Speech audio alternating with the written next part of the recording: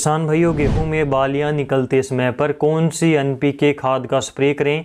जैसे कि एनपीके 13-0-45 है, एनपीके 0-52-34 है, तो इनमें से कौन सी एनपीके खाद का स्प्रे करना इस समय पर सबसे फ़ायदेमंद रहेगा, या फिर एनपीके खाद के साथ में कौन सी जिंक का स्प्रे करें और कितनी मात्रा में जिंक का स्प्रे कर सकते हैं।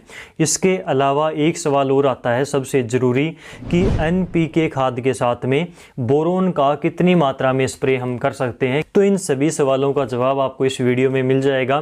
तो पूरी जानकारी के लिए इस वीडियो को लास्ट तक ज़रूर देखना, और अगर जानकारी आपको अच्छी लगे तो अपने किसान दोस्तों के साथ में इसको शेयर ज़रूर करना।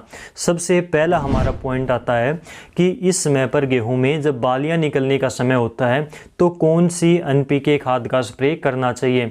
स्प्रे करने से पहले आप एक बात का ध्यान जरूर रखें, चाहे आप खाद का स्प्रे करते हो, चाहे आप इंसेक्टिसाइड का स्प्रे करते हो, चाहे गेहूं में स्प्रे करते हो, चाहे कोई भी फसल हो, आप सबसे पहले उसमें सिंचाई करें, पानी लगाएं, और पानी लगाने के बाद में चाहे आप अगले ही दिन करें या फिर 2-3 दिनों तक जब खेत आपका चलने लायक हो जाए तो उसमें पानी लगाने के बाद में ही स्प्रे आपको करना चाहिए। तो सबसे पहले तो अपने गेहूं में सिंचाई करें, पानी लगाएं, और पानी लगाने के साथ में उसमें यूरिया आप पहले ही डाल दें। तो पानी लगाने के साथ में जब आपने यूरिया डाल दी तो यूरिया के रूप में आपने नीचे नाइट्रोजन की पूर्ति तो पहले ही कर दी है। तो आप अगर इस समय पर 13-0-45 का स्प्रे करोगे तो एनपीके 13-0-45 में क्या होता है, 13% तो नाइट्रोजन होती है। नाइट्रोजन आपने पहले ही नीचे यूरिया के रूप में अगर डाल दी है तो अब नाइट्रोजन की आपको ऊपर से स्प्रे करने की आवश्यकता नहीं है।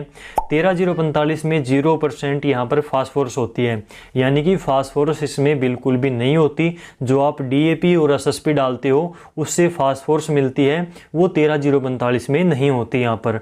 इसके अलावा 45% इसमें पोटाश होती है। तो पोटाश इस समय पर सबसे ज़रूरी होती है। पोटाश तो हमें इस समय पर स्प्रे में लेनी ही लेनी होती है। तो 13-0-45 आप उस कंडीशन में डालें जब आपने नीचे बिजाई के टाइम पर पूरी मात्रा में डीएपी डाल रखी है, चाहे एसएसपी डाल रखी है। इसके अलावा आपने इस समय पर पानी लगाते टाइम पर यूरिया ना डाली हो तो आप 13-0-45 का स्प्रे कर सकते हैं, ये आपके लिए सही रहेगा। इसके अलावा एनपीके 0-52-34 के बारे में अगर हम बात करें तो इसमें नाइट्रोजन 0% होती है, फास्फोरस इसमें 52% और 34% इसमें पोटाश होती है। तो इसमें नाइट्रोजन 0% है, इसकी हमें आवश्यकता भी नहीं है, क्योंकि हमने सिंचाई करते टाइम पर, पानी लगाते टाइम पर जो यूरिया डाली थी उससे पौधे को नीचे से ही नाइट्रोजन मिल जाएगी। तो यहाँ पर 52% फास्फोरस है और 34% इसमें पोटाश है, जो कि पौधे के लिए इस समय पर सबसे ज़रूरी होती है। तो ये दोनों पोषक तत्व इसमें यहाँ पर मौजूद हैं और पौधे को पत्तियों के द्वारा तुरंत ही मिल जाते हैं, जो कि काफ़ी अच्छा रिजल्ट भी जल्द ही पौधे के अंदर दिखाते हैं। ये तो हुई बात एनपीके के बारे में। यहाँ पर हम बात करें कि कितनी मात्रा में एनपीके की डोज डालें, तो एनपीके की मात्रा 1 किलोग्राम से लेकर 1.5 किलोग्राम तक आप 1 एकड़ में रख सकते हैं। लेकिन 1 किलोग्राम अगर आप एनपीके डालते हैं तो इससे भी आपकी आसानी से पूर्ति हो जाती है। तो 1 किलोग्राम एनपीके आप ले सकते हैं। कौन सी इनमें से अच्छी रहेगी इसके बारे में अगर मैं आपको बताऊं तो एनपीके 0-52-34 इस समय पर ज़्यादा अच्छी रहेगी। अगर आप इसका स्प्रे करते हैं तो पानी लगाते टाइम पर आप नीचे यूरिया ज़रूर डालें अगर आप 0-52-34 का स्प्रे करते हैं। तो अगर आप 13-0-45 का स्प्रे करते हैं तो आपको पानी लगाते टाइम पर यूरिया डालने की आवश्यकता नहीं है। इसके बाद में अगला सवाल आता है जिंक के बारे में। तो एनपीके के साथ में हमें कौन सा जिंक मिक्स करना है। जो चिलेटेड जिंक आता है 12% में ईडीटीए फॉर्म में, उसको 100 ग्राम की मात्रा लेकर आप 1 एकड़ में स्प्रे कर सकते हैं एनपीके के साथ में।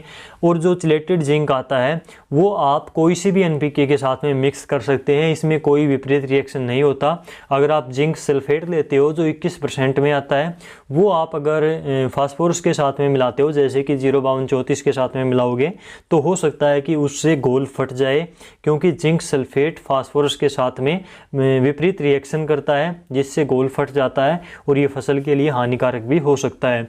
तो इसलिए जो चिलेटेड जिंक आता है वो 100 ग्राम आप 1 एकड़ में डालें।